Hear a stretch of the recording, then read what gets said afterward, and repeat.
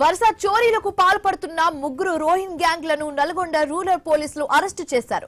Remand కు పంపించారు. వారి దగ్గర నుంచి 60 లక్షల రూపాయలు విలువ చేసే సొత్తు స్వాధీనం చేసుకున్నారు. అక్రమంగా దేశంలోకి చొరబడిన రోహింగ్ గ్యాంగ్లు ఈజీ మనీ కోసం చోరీలకు తెగబడుతున్నట్లుగా పోలీసులు గుర్తించారు. ఓ ముఠాగా ఏర్పడి రాత్రులు షాపులు, కంపెనీలు, ఇండ్లలో లూటీ చేస్తున్నారని పోలీసులు చెప్పారు.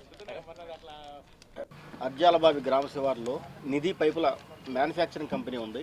గుర్తు తెలియని వ్యక్తులు వచ్చి దాని యొక్క గేట్ తాళాలు పగలగొట్టి దాంట్లో ఎవరు లేరు వాచ్మెన్, దాంట్లో ఉన్నటువంటి ఈ పైపులకు తయారు చేసేవి ఇత్తడి సైజర్లు, అదేవిధంగా అమరాన్ కంపెనీకి సంబంధించిన బ్యాటరీలు, యూపీఎస్ బంచ్ కేబుల్ వైరు, అదేవిధంగా కాపర్ వైరు ఒక 50 కేజీల వరకు ఉంటుంది. వీటితో ఈ వస్తువుల్ని దొంగతనం జరిగింది. ఇన్వెస్టిగేషన్లో భాగంగా డిఎస్పీ గారి ఆధ్వర్యంలో 3 టీములు ఏర్పాటు చేయడం జరిగింది. ఆ దొంగతనం చేసిన రాత్రే ఆ దగ్గరలో ఉన్న చెట్ల పొదల్లో ఈ వస్తువులన్నీ అక్కడ దాచిపెట్టారు. కొన్ని వస్తువులు తీసుకెళ్లే క్రమంలో వాళ్ళు ఎర్లీ మార్నింగ్ దొరికారు. ఎక్కడ దాచారో కూడా చూపిస్తే అవి కూడా సీజ్ చేశారు అనమాట. వీటి వర్త్ వచ్చి సుమారుగా 60 లక్షలు ఉంటుంది అనమాట. దీంతోపాటు ఈ నేరానికి వాడినటువంటి ఆటోను కూడా మన వాళ్ళు సీజ్ చేశారు. వరుస చోరీలకు పాల్పడుతున్న ముగ్గురు రోహింగ్ గ్యాంగ్లను నల్గొండ రూరల్ పోలీసులు అరెస్టు చేశారు. రిమాండ్ కు పంపించారు.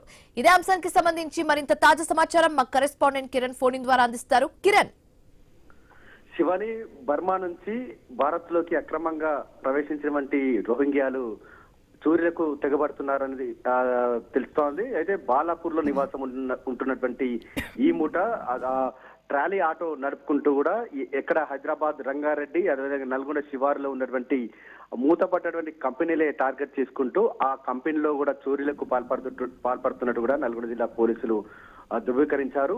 ఆ కంపెనీలో ఉన్నటువంటి ఏదైతే మెటీరియల్ ఉందో కాపర్ వైరు, అదేవిధంగా బ్యాటరీలు, ఐరన్ కి సంబంధించిన మెటీరియల్ మొత్తం కూడా చోరీలు చేస్తారని కూడా నల్గొండ రూరల్ పోలీసుల విచారణలో తేలింది. ఆ క్రమంలోనే నల్గొండ శివారులో ఉన్నటువంటి ఒక కంపెనీలో చోరీకి పాల్పడుతూ నల్గొండ రూరల్ ఎస్ఐ సైదాబాబుకు పట్టుబడడం జరిగింది. వారు పొంతనలేని సమాధానం చెప్పినటువంటి నేపథ్యంలో విచారణ చేయగా అసలు విషయం అయితే బయటపడింది. అయితే వీరంతా కూడా పాస్పోర్ట్ లేకుండా బర్మా నుంచి భారత్ లోకి ప్రవేశించినటువంటి ఈ రోహింగ్యాలంతా కూడా ఒక టీమ్ గా ఏర్పడి రాత్రి వేళల్లో ట్రాలీ ఆటోలో ఇటు మూతపడ్డటువంటి కంపెనీలే టార్గెట్ గా చోరీలకు తెగబడుతున్నట్టు కూడా తెలుస్తా ఉంది. ప్రస్తుతం అయితే వీరి నుంచి వివిధ రకాలైనటువంటి వారికి సంబంధించిన ఐడెంటిటీ కార్డ్స్, అదేవిధంగా 60 లక్షల విలువ చేసేటువంటి సొత్తు కూడా స్వాధీనం చేసుకున్నట్టు కూడా తెలుస్తా ఉంది.